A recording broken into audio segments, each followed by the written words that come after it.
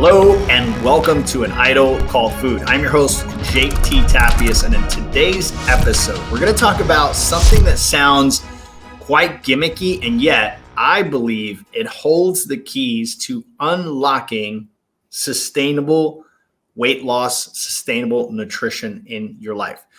Story Hack Your Way to Weight Loss is one of those things that you often hear and you say, really, what does this guy have to say? So first and foremost, I want to say that before I get started here, today I want to have a very real conversation with you because I believe that a lot of what we see out there in social media is very, very gimmicky. We see a lot of people with these big claims, and yet we don't see the testimonies very often.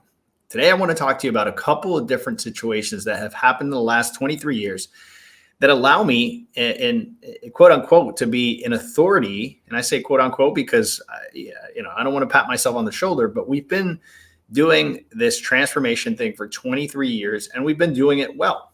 And a lot of the things that we talk about have to do with the stories you tell yourself, and that's what we're here to speak about today.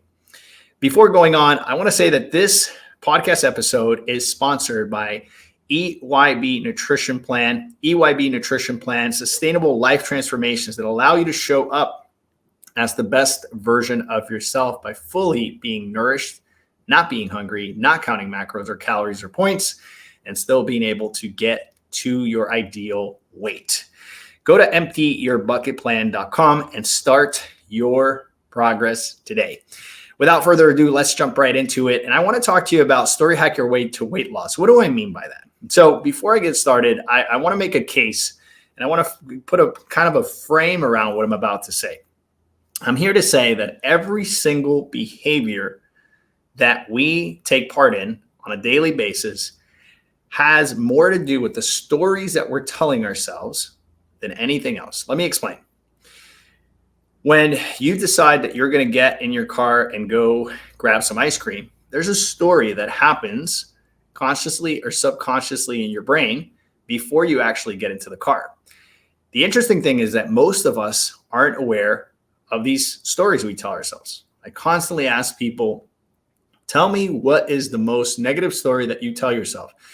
And you automatically see people look up to the left, like asking their left brain, right? Their rational brain, like, where do I get this answer from? Because they've never asked themselves that question before. And I'm speaking to people in their 50s and 60s. In other words, they've gone an entire life telling themselves specific stories, which are actually leading their actions, and they don't even know it.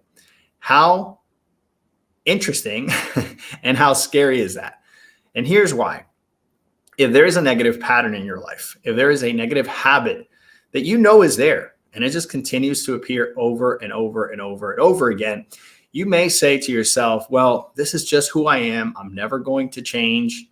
And it is what it is, right? I'm going to have to deal with it. I've always been a yo-yo dieter and I always will be.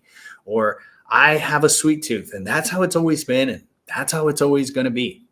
Or you may say, I'm big boned, right? Which is the big thing out there. I'm just a big boned person.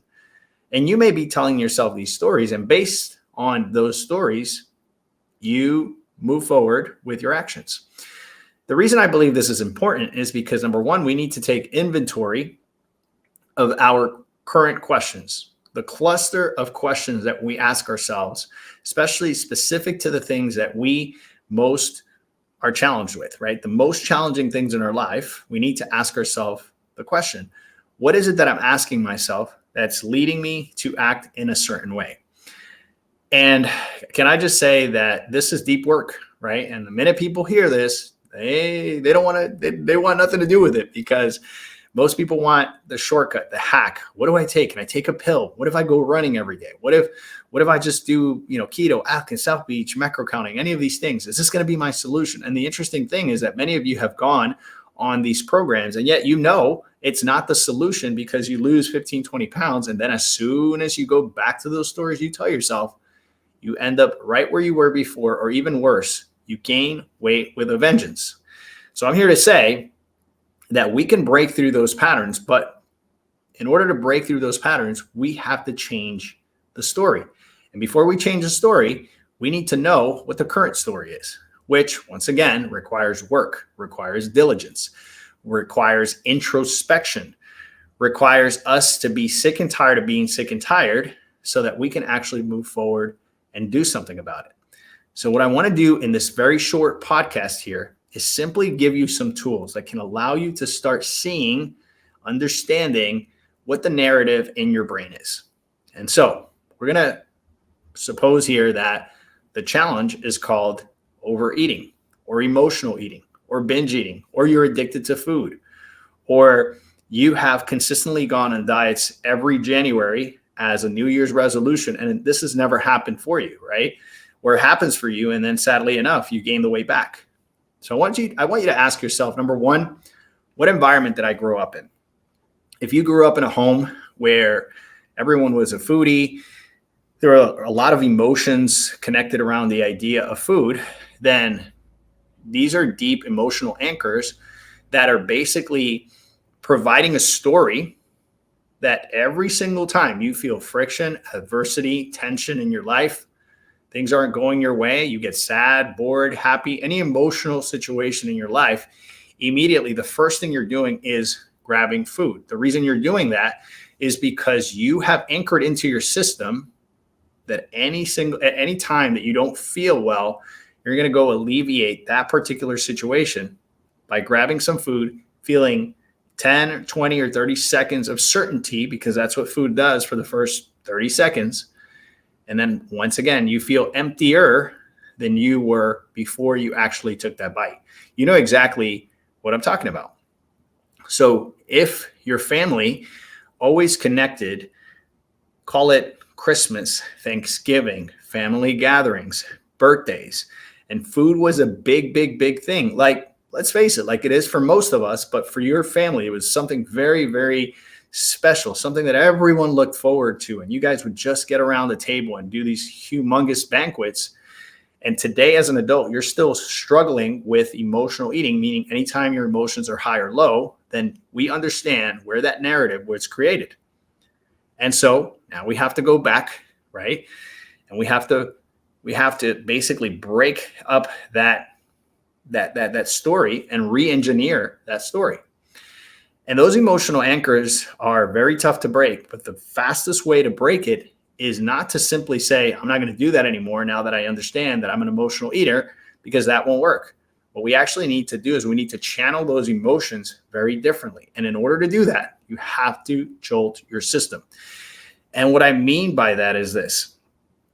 The one thing that is required to break any kind of dependency is abstinence. And it's one of the hardest things and one of the most painful words you'll ever hear, because when you are dependent on something, especially food, it's like being dependent on oxygen, especially when your emotions are connected to it. But I am here to tell you that if we could basically move away from that particular idea, right, and change the narrative and simply change the narrative, and this is a very short time we have together here. So I'm just going to give you some ideas and things that I talk to my members about inside of our Empty Your Bucket nutrition plan. And the things that I say to them is this. We need to start, number one, creating expectation towards the future.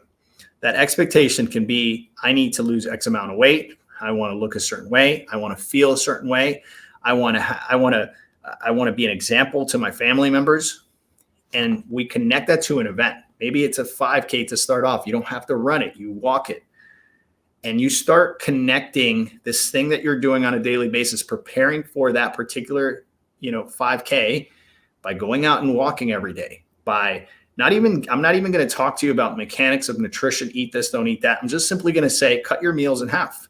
If overeating is an issue for you, all you have to start with is simply saying, here's the plate that I usually have. I'm going to cut that plate in half, or I'm going to go to a restaurant, and before I even start eating, I'm going to ask for a box, right? And you start creating different stories. I'm the type of person that when I go to a restaurant, I only eat half of what I'm served. I'm the type of person that every time I am in the face of temptation, I make better choices. I am the type of person that goes no more than 2 days without sweating. These are all empowering stories that can start to really transform the way we think about food and movement.